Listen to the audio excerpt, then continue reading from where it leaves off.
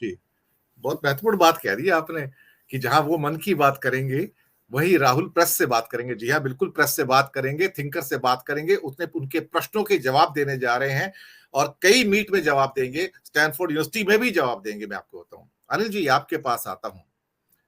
जहाँ एक आदमी एक भी जवाब नहीं देता, लेकिन अमेरिका की प्रेस, अमेरिका के थिंकर, वहाँ के विचारक, वहाँ की फैकल्टीज़ जो यूनिवर्सिटीज़ की बड़ी-बड़ी हैं, वो ईगरली राहुल का वेट कर रही हैं क्योंकि वो इंटरैक्ट करना चाहते हैं, उसका माइंड पढ़ना चाहते हैं। माइंड इसलिए पढ़ना चाहते हैं कि राहुल के परिवार के पंडित नेहरू जब अमेरिका गए थे, बात शायद 1961 की है, तब उनका स्वागत शायद भारत के एकमात्र प्रधानमंत्री जिनका स्वागत जॉन एफ कैनेडी ने वॉशिंगटन में हवाई अड्डे पर आकर किया था। बाकी उसके बाद कभी किसी प्रधानमंत्री को वहां के राष्ट्रपति ने रिसीव नहीं किया। और वो उस दौरे में ना केवल वॉशिंगटन डीसी में थे, वो न्यूयॉर्क में भी थे, वो लॉस एंजलिस में भी थे और सब जगह उन्होंने परिचर्चाएं की, लोगों के जवाब दिए, प्रेस क्लब में गए, प्रेस क्लब में जाके जवाब दिए। Nehru was very popular due to those things actually. तो क्या मोदी जी किसी प्रेस क्लब में जाके अमेरिकन प्रेस के सामने या उनके थिंकर्स के सामने जवाब दे पाएंगे? इसलिए डरी हुई है कि राहुल 10 दिन बाद, यानी कि उनके आने के 4-5 दिन के अंदर अंदर अमेरिका पहुंचेंगे और अमेरिका को वेट मोदी का नहीं है, अमेरिका को वेट राहुल का है। सर, हाँ दिनेश जी, ठीक कह रहे हैं आप। अमेरिका में मोदी जी को पिछले 10 सालों में बहुत ज्यादा समर्थन मिला और जो लोग अमेरिका चले जाते हैं, जैसे मैं जानता हूँ मेरे बैच के 100 के बैच में से 30 जो थे मेरे बैचमेट्स वो अमेरिका में जाके बस गए। तो कहीं ना कहीं उनको एक एक रहता है कि यार तुम 15 रुपए 20 रुपए पर मंथ पे यहाँ पे पढ़ करके तुम इंजीनियर बने, डॉक्टर बने और तुमने एक तरह से देश के साथ गद्दारी की, वहां जाकर के तुम कर रहे हो। तो वो वहां सोचते हैं कि हम अगर थोड़ा मंदिर पे कुछ दान कर देंगे या इंडिया में किसी चैरिटी में या बीजेपी को, और ये मानना पड़ेगा कि बीजेपी का जो ऑर्गेनाइजेशन जो है, जो अमेरिका में या ओवरसीज जिसको बोलते हैं, ये बहुत स्ट्रॉन्ग है। तो उन्होंने काफी चंदा वंदा इकट्ठा किया और वो लोगों को एक जिसको कहते हैं ना, उनकी आत्मा को कुछ ठंडक पड़ जाती है, यार चलो हमने कुछ किया देश के लिए, देश को बेहतर बनाने के लिए।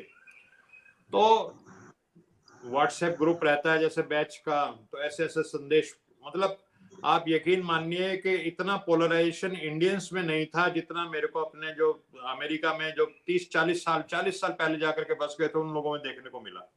ऐसे ऐसे वहां से व्हाट्सएप और वीडियोस भेजते हैं उस पे।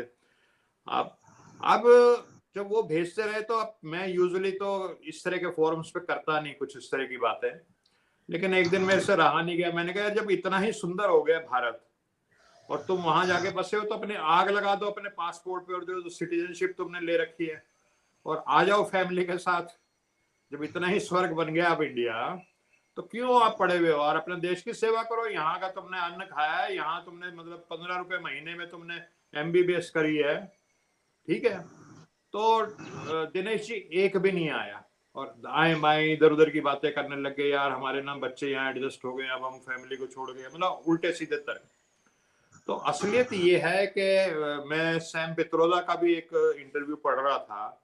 वो कह रहे थे कि यहाँ दो तरह के लोग हैं, एक तो थॉरो प्रोफेशनल लोग हैं जिनको इन बातों से कोई मतलब नहीं है, जो बेकार की बातें हैं, और कुछ उसने जो सैम पित्रोदा ने जो टर्म यूज की कि टेम्पल वाले लोग हैं, वो टेम्पल में दान दे के वहां चक्कर करके उनको लगता है कि हम भाई अपने एक बच्चों को वैल्यूज दे रहे हैं और हम देश की सेवा कर रहे हैं। उनको कहीं ना कहीं ये फील होता है, क्योंकि अंदर अंदर उनको कहीं ना कहीं भारत में जो आर्टिकल छपके रहते हैं कि जो एनआरआई चले गए वो गद्दारी कर गए, तो ये भी कहीं ना कहीं उनको महसूस होता है।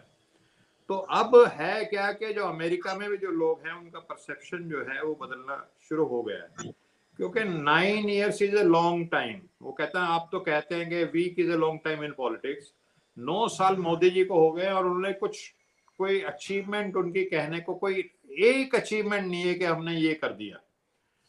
तो वहां के लोगों को भी समझ में आने लग गया है। और वहां की जो यूनिवर्सिटीज हैं वो हमेशा साइंटिफिक टेम्पर को प्रमोट करती हैं, और राहुल की जो बातें हैं वो साइंटिफिक टेम्पर वाली बातें हैं, वो टेक्नोलॉजी की बातों को वो सपोर्ट करते हैं।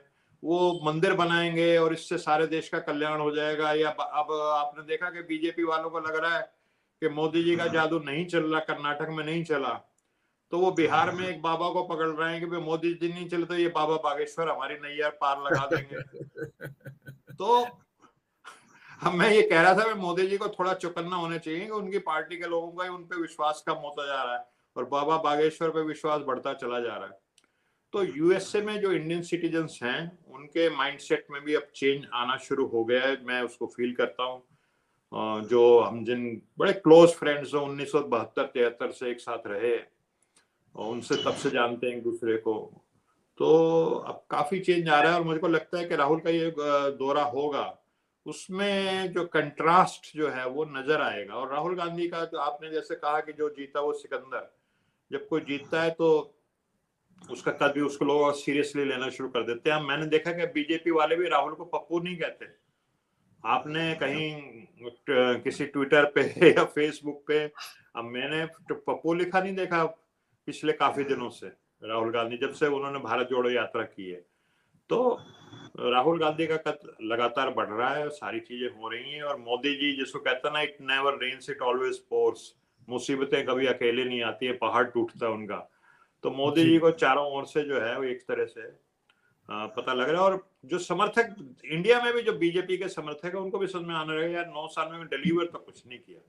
आपसी बहस में पार्कों में लोग कहते हैं यार एक चीज बताओ जो मोदी जी ने अच्छी कर दी हो, तो नहीं बता पाते लोग। एक आध कोई कह देखो जी राम मंदिर बन रहा है, धारा 370 हटा दी, उससे आपको क्या फायदा हुआ? कितने लोगों ने सेब के बाग खरीद लिए कश्मीर में जाके या वहां पे बंगले बना लिए? एक ने भी नहीं जी।